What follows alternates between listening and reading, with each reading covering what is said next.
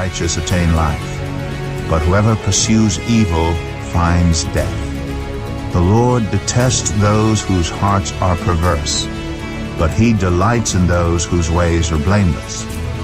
Be sure of this, the wicked will not go unpunished, but those who are righteous will go free.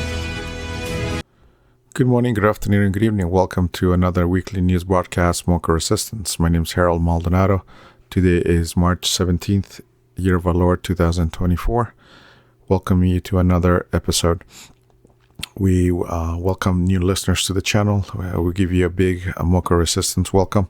And to those who have been following us on a weekly basis, welcome back. Today, we're going to change a little bit on the news. We're going to focus our attention on what's going on in the campaigns, both the congressional campaigns and also the Board of Education campaigns, as previously noted in the last episode 24. So today, we're going to interview one of the candidates, GOP candidates, Chris Hyser. He's running for Congress for District number 6. So we'll go ahead and start with our episode. So how we're going to break this out, we're going to talk about the Congressional District 6. What does that look like? The incumbent, David Trone. And we're going to talk about the primary candidates from the GOP side. And of course, at the end, we're going to interview Chris Hyser. We're going to talk about his background and what he sees as the most important thing going into this campaign, this election year, and also what makes him different from the other candidates. Okay, so let's get started. Please follow us at Twitter and Facebook, and subscribe to our channels on YouTube, Rumble, and Telegram. We'd like to engage with you. We'd like to get your pulse on what's going on in the county and what topics, issues interest you, so we can cover those. So, all right, without any further ado, let's get started with the first point, Congressional District 6. Where is Congressional District 6? It's the light blue right here that you see in front of you on the northwestern part of Maryland. So it goes from Montgomery County, Frederick, all the way to Garrett County right here. So it's a big area, and kudos to everyone running in this to cover this district, because it is a big one. So that is District 6. It's part of, all right, so what part of District 6 covers Montgomery County? It covers Damascus, Germantown, Poolesville, and a little bit of Gaithersburg, Montgomery Village. So if you live in this district, you have a chance to vote for these candidates. So in the meantime, we'd like to invite all candidates from the Board of Education, also from the candidates who are running for congressional seats and Senate seats, to come by, have a chat with us, and present your platform and present your information, so Montgomery County residents can know who's running, and they can have some information. And again, the objective of this channel is to create awareness, awareness among residents, so they can have all the information as much as possible, so they can they can make a intelligent decision when they go voting, when they approach the voting booth, and they know they can put a face into a name, not just get a paper ballot or the Apple ballot, as in education, and just vote for anybody that other people say they should vote for. So number 2, point number 2, the incumbent, David Trone. He's been in Congress since 2019, but however, he's not seeking re-election in the House of Representatives. He's going to seek a Senate seat vacated by Ben Cardin, who is a Democrat. So he's been in Congress for, I want to say, almost 5 years, and he hasn't done much. He's a member of the corrupt Democrat political establishment that is destroying our state, our country, and you only see him in elections. He's the election groundhog. You see him only once in a while. He supports, among other things, open borders. He supports CRT. He supports using state funds to pay for accommodating illegals instead of focusing that money to pay for the needs of veterans, for example, or for poor Americans who are having a tough time making ends meet every month. He supports Bidenomics. He supports the Green New Deal. And those two are the major economic plans that the current administration is pushing that is destroying our economy in real time. In addition to increasing inflation through the cancellation of the oil drilling permits and the cancellation of the Keystone pipeline, we have become energy dependent. In addition to destroying the economy, the Biden administration and the Democrats are really putting a hammer down on just the competitiveness of the country, and we're losing our superpower status, our economic superpower status is declining, and we're basically at the end of that era. The U.S. dollar is losing value, and recently this week, for example, the BRICS nations, they presented their currency, so they're not going to use the U.S. dollar anymore, and the fiat dollar is coming to an end. And that's why you see the Biden administration printing money like there is no tomorrow, because they have to pay their allies, they have to pay for their wars, they have to pay. I mean, how much money do you have to print every day and not have a positive return to it? That's what Montgomery County is doing too. They're increasing the budget, increasing the amount of money allocated for education, but they're not really addressing the structural problems that exist in the economy and education, etc. So that is Mr. Trone. He's part of the political party that, as a couple of episodes we talked about History 101. He's part of the same political party who wanted to break and destroy the country in the Civil War, and it is the same party that wants to destroy the country now. And that's what you're seeing. That's what we're seeing everywhere. That's what we're seeing the county, for example, trying to destroy the safety by promoting and protecting criminals. And that is happening not only in the county, it's happening at the state level, and it's happening all over the country. So there you have it. Mr. David Trone still trying to pretend to care for his constituents, as all Democrats in leadership positions lie to the public. So again, we send our invite to all the candidates for congressional races, and also for the Board of Education seats, candidates who want to come in and talk to the general public in Montgomery County. All right. So who are the candidates from the GOP who have stepped forward and thrown their hat into this mix? So we have Chris Hyser. We're going to learn more about him in a few minutes. We have Don Cox. We have Maria Roca. This is her second stint at running for Congress. And I believe this is the first one for Don Cox. Last time he ran for governor. And Tom Royals, it's his first time, I believe, as well. And we'll talk to Neil Parrott, hopefully, and Brenda Thiem. I apologize if I'm not pronouncing your last name correctly. So again, these are patriots. These are people who have stepped forward to represent our values, our beliefs, and kudos to all of them for running.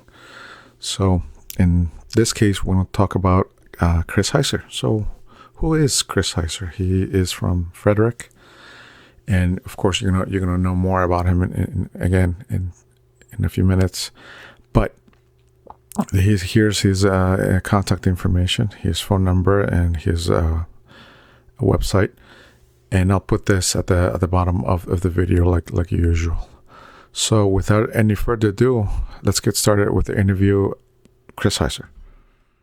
Today we have the pleasure of having Mr. Chris Hyser. He's the candidate for Congress representing or running for District 6. Welcome, Chris. Pleasure to be here. Thank you for having me.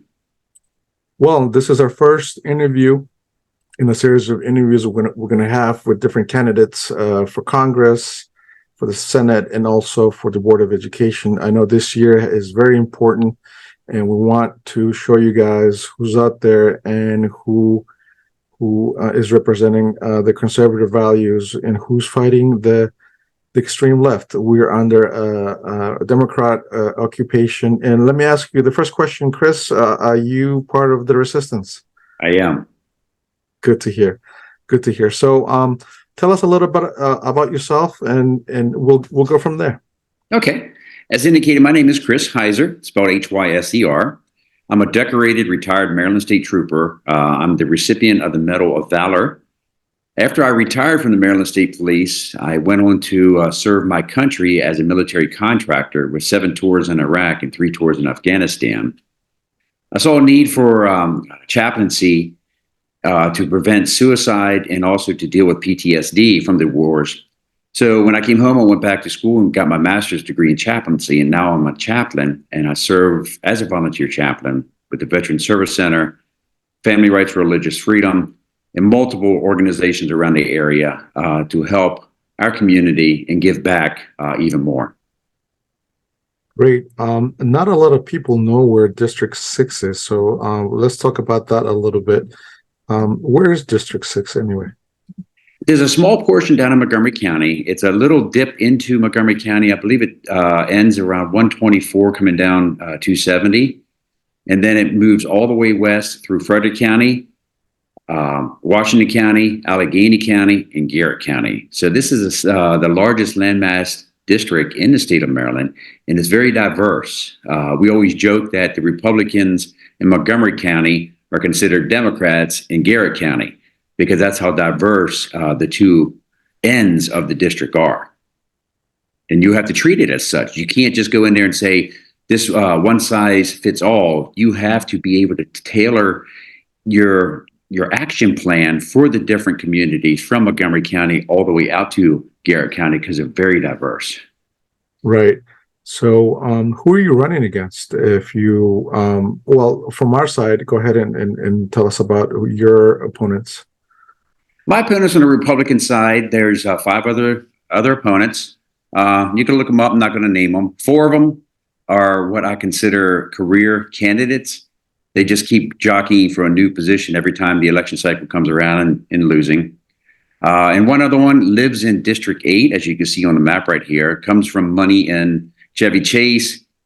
He constantly indicates that, when America's in trouble, you send in a fighter. Well, District 8's in trouble with Radical Raskin, and he will not fight Raskin. He runs away from that fight. We call him Runaway Worrells because he just runs away from a fight. He just wants to be our overlord of District 6, and he doesn't understand the demographics whatsoever out here. We always joke that he's never eaten a wish sandwich. You got 2 pieces of bread and wish you had some meat to go in between, because that's where we come from out here. We're blue collar people. We live paycheck to paycheck. Yes. Yeah, we're going to talk about the issues, but let me go ahead and ask you, why did you decide to run?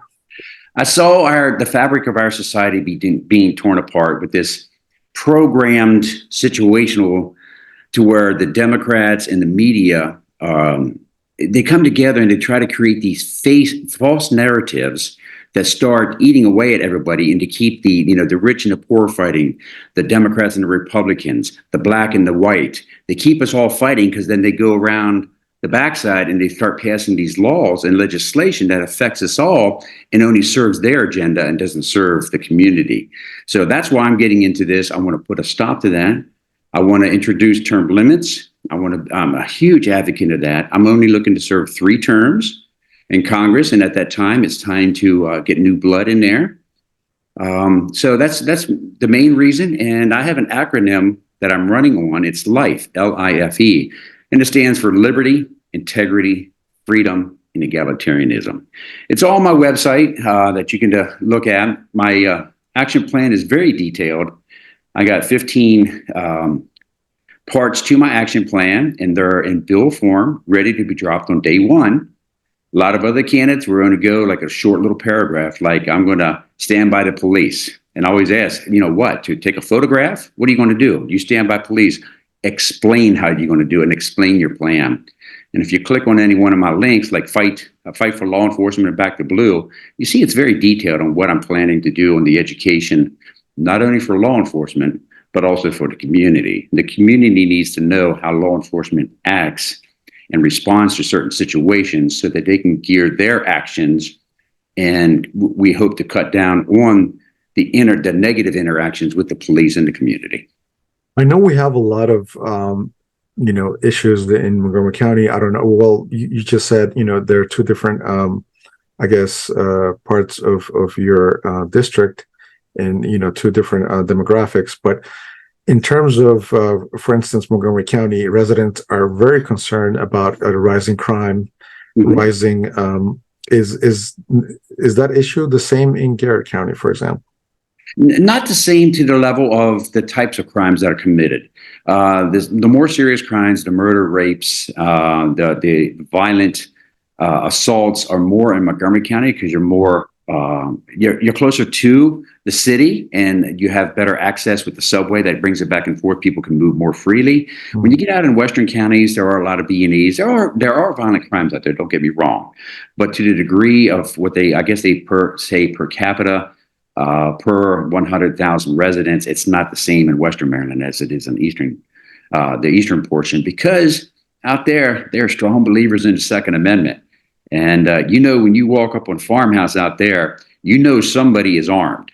And you think twice about doing something stupid out there in Garrett County and Allegheny County. In Montgomery County, the people don't have the fear because it's a lot, like you said, it's a leftist county majority. There's a lot of liberals in there that don't believe in exercising the Second Amendment, and the criminals know that, and they take advantage of that situation.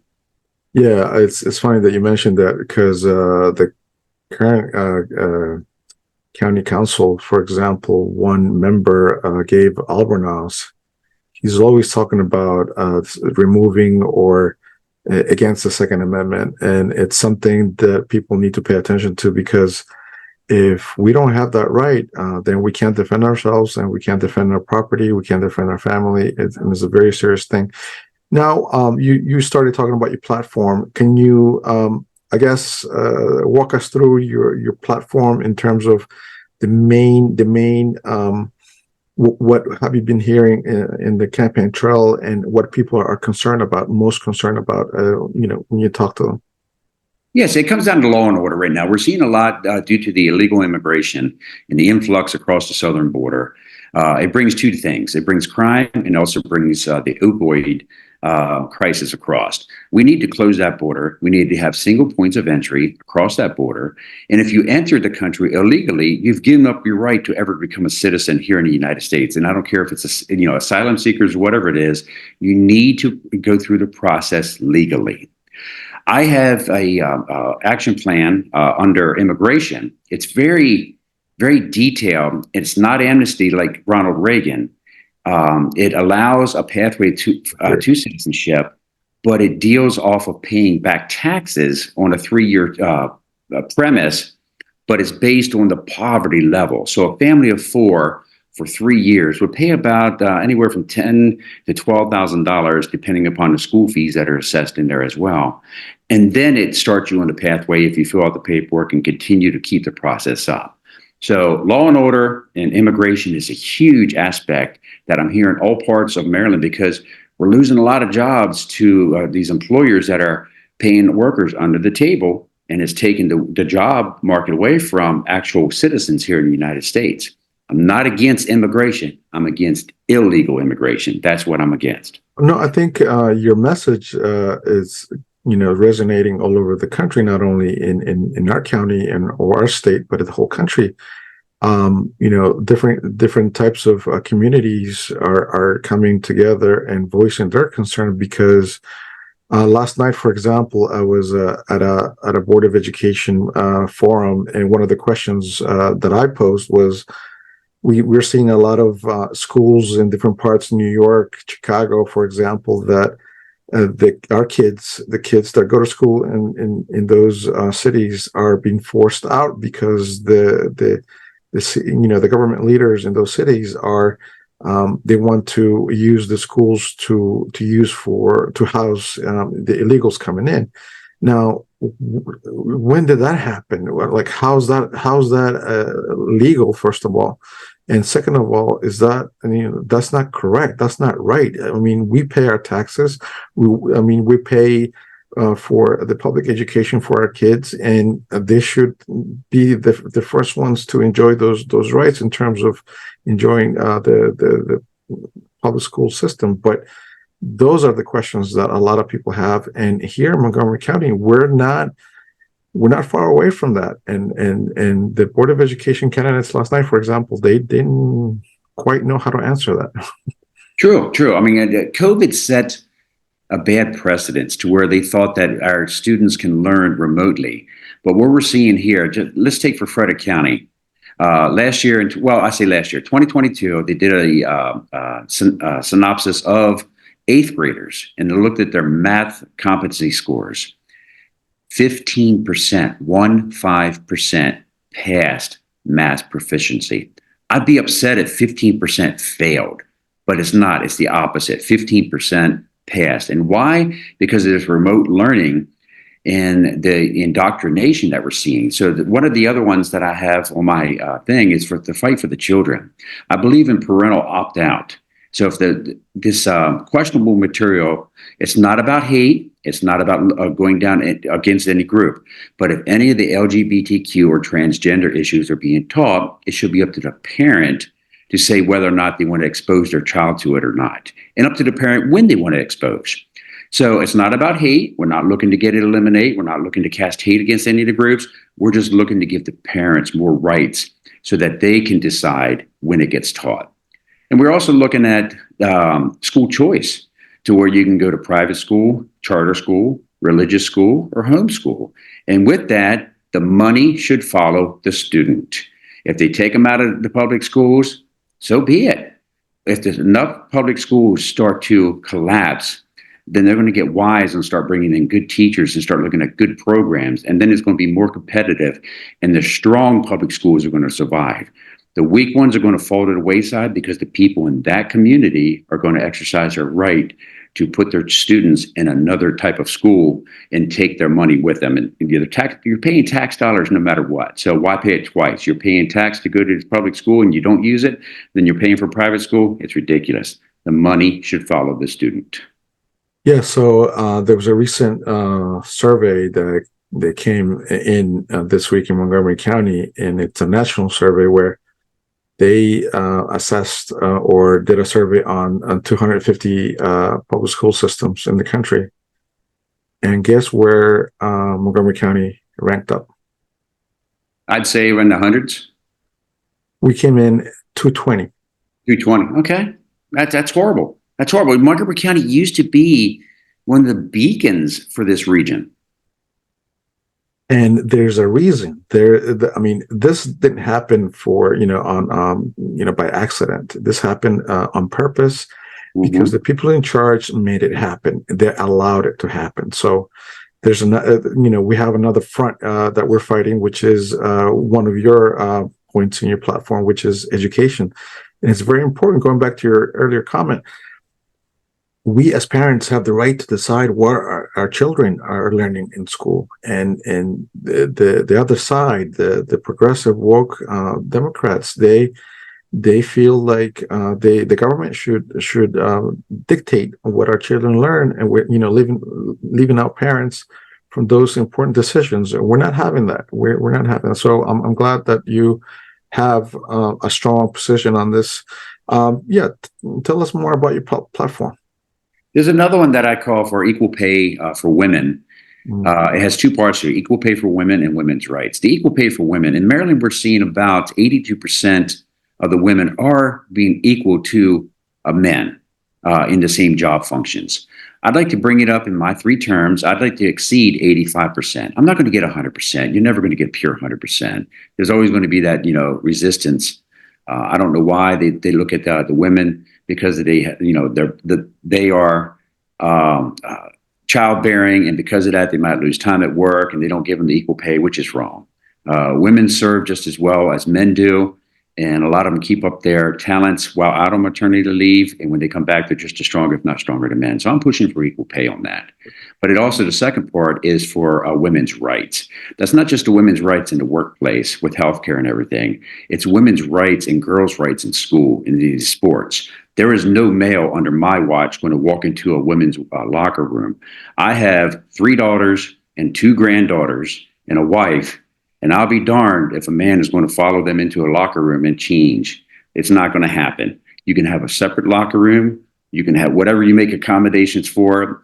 But at the end of the day, they will not be integrated in women's sports, and they will not be integrated in the locker room. So I am looking to protect women in all ways.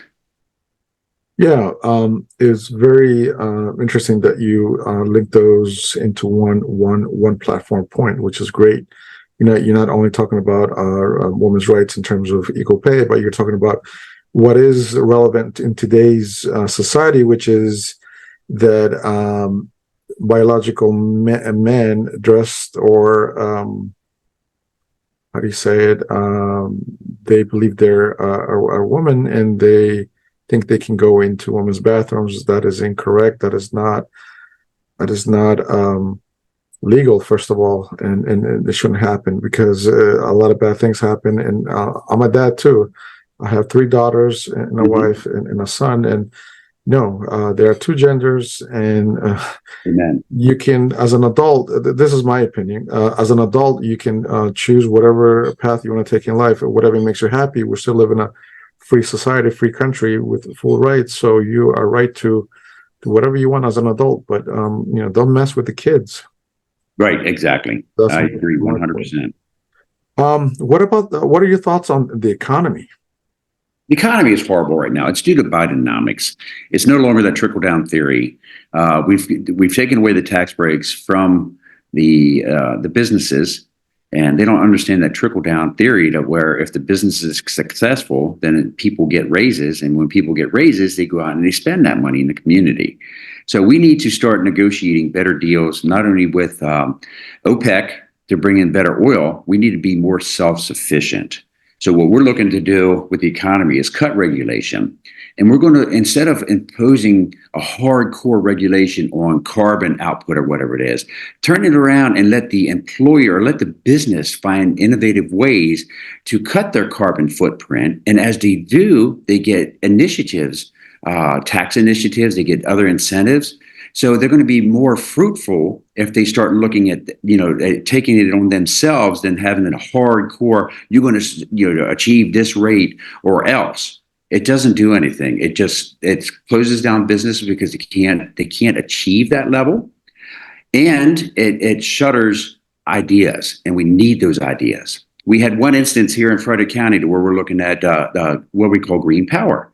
They have a sewer plant up here in Frederick County, right out by the Cracker Barrel on 270. It sits right on the Monocacy River. They take the bad water in, they clean it, process it, and they dump it into the Monocacy River. Well, that water that flows into the Monocacy River can be harnessed. And there's a scientist that has come up with a generator. If they put it on a turbine on this discharged water with no impact on the environment, they can power, just from that one sewer plant, 4,500 homes from sewage water that's being discharged into the Monocacy River already. So that's the type of power we need to look at. We can't, this electricity, it's not, with solar and with wind, it's not stable. And we saw in Texas where the wind turbine shut down due to ice. They didn't think about that. We saw a huge solar farm out in the Midwest. It was supposed to last 25 years. It lasted 4. Why? Because a hailstorm came through and destroyed the entire solar farm. So we have to look at that impact. And now what are you going to do with those leftover solar panels and those wind turbines that have to be torn down? Those turbines hold 700 gallons of oil. How destructive is that to our environment? That's not being reprocessed, to the best ability. A lot of it's being dumped in landfills, and we can't have that. It's harmful to the environment. So we need to look at it, and we need to look at things like that sewer plant to harness that energy and power 4,500 homes. Yes. Well, 2 points that you made just now. One is on the economy, inflation. Inflation is damaging, is decreasing exponentially the purchasing power of regular citizens. More people are having to make ends meet every month. Having a hard time doing that. My kids just are. One of my kids is home from schools on spring break, and they went to the supermarket. And she came back. She was like, I didn't buy anything because I was, the prices are so high. They're ridiculous. We need to we look at our milk prices. Our milk prices are not generated by the local farmers.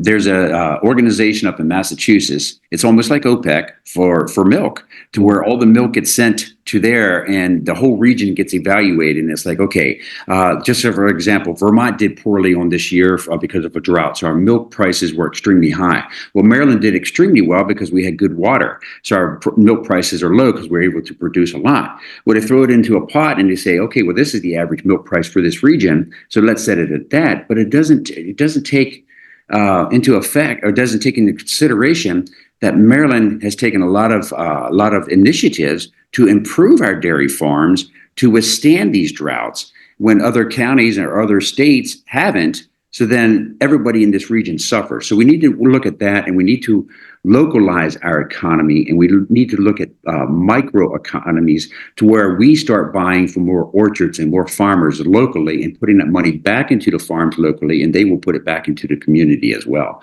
with lower prices. So you're saying strengthen and fortify the local supply chains? Yes, that's correct.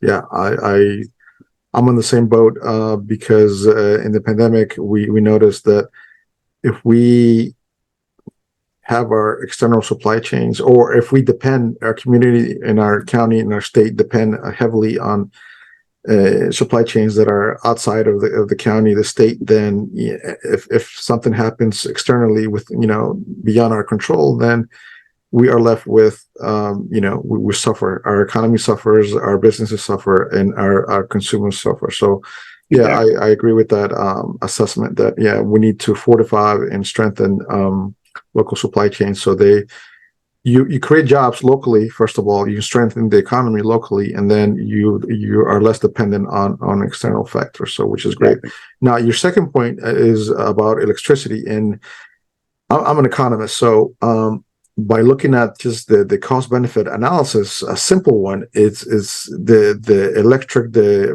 Bidenomics, the Build Back Better, the Green New Deal. It's completely not feasible. Completely not feasible. In Montgomery County, for example, the council and the executive, they want to decarbonize the economy by 2030, and they want to get rid of natural gas, all the hydrocarbons, oil. Mm-hmm. And that is not doable. That is not feasible. And they don't understand that. And of course, they're following a plan. They're following an agenda. And people are actually waking up to the fact.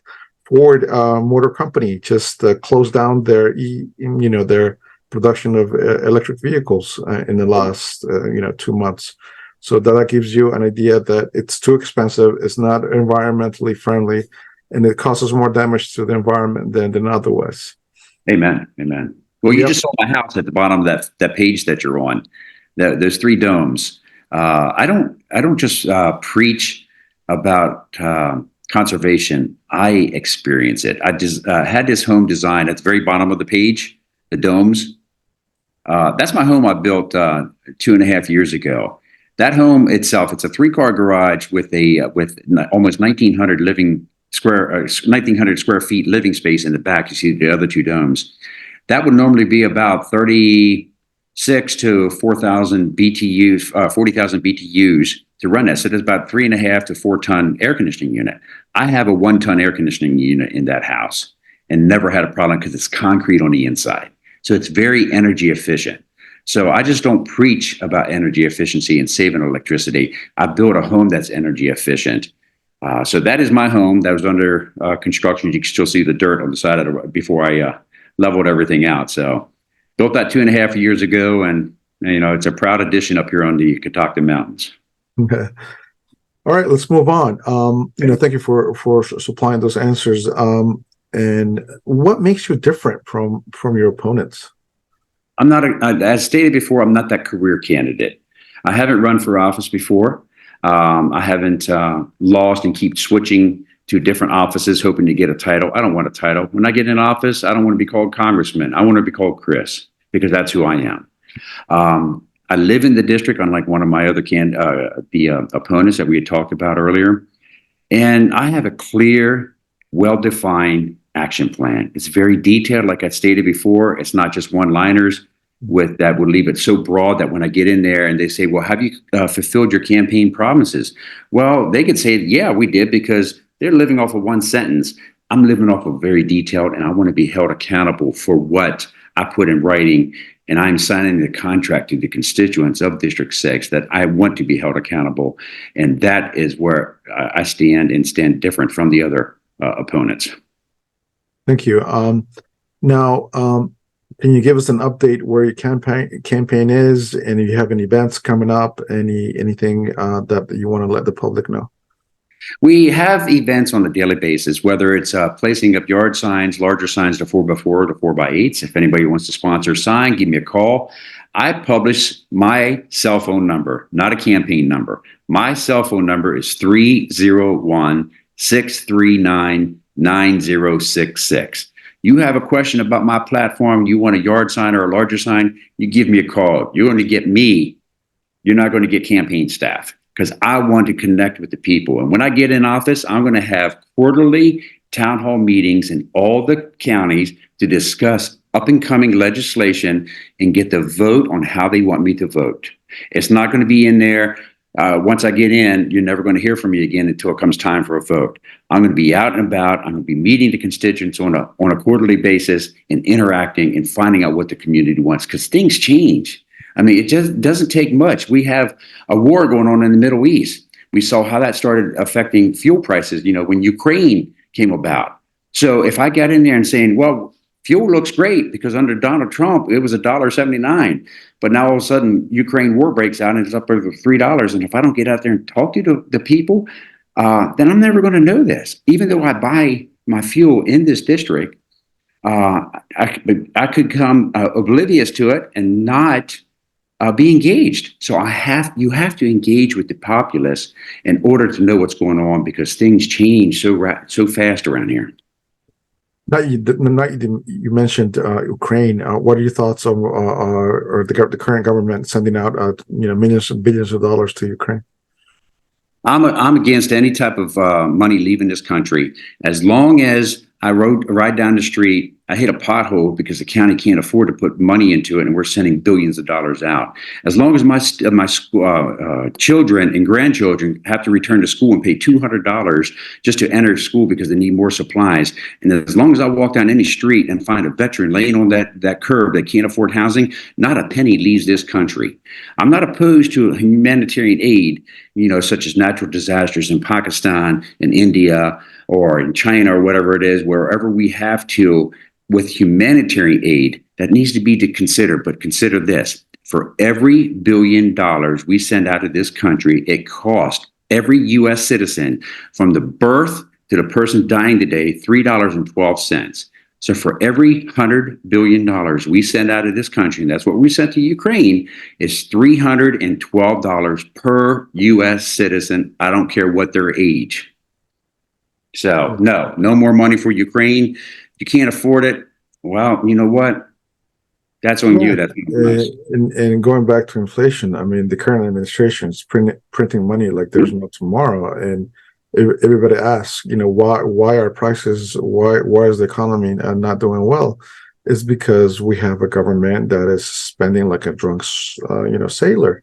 Yes. And who's paying for the illegals? Who's paying for housing them, for their health care, for their food, for their, we are with our taxes, and right. The government is printing money like there's no tomorrow. And I'm against also sending money out to because we need to take care of what's going on here at home, and then if we can help out other countries in other situations. Exactly. Well, thank you very much for your time, Chris. I enjoyed, talking to you. Any final thoughts? Any final to the Montgomery County resident who doesn't know who you are? What would you like to tell him or her? I'd ask them to go to my website, chrishyserforcongress.com. Check it out. Give me a call if there's any problems or you see something that's not right, or if you want to compliment me on something that's written up right. We're coming into the final 2 months before the primary. Money is very much needed, donations. I have a couple websites. Also, I have a PAC. It's called Wiser with Hyser. It's through WinRed. We accept donations through that. Help us get in office, and I can guarantee you this, I will help you. Well, thank you very much, and good luck with in your campaign. Thank you very much. Thank you for watching. This has been episode 25, interview with Chris Hyser. He's running for Congressional District 6 against 4 other GOP candidates who will face off in this May's primaries. Please follow us on Twitter and Facebook, and subscribe to our channels in Rumble, Telegram, and YouTube. We need to get this information out to every corner in the county so as to increase the awareness of residents so they can be informed during elections. Join us. Join the resistance.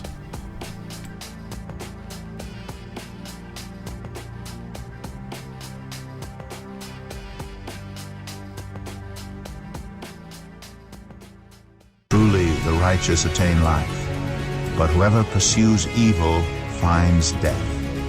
The Lord detests those whose hearts are perverse, but he delights in those whose ways are blameless.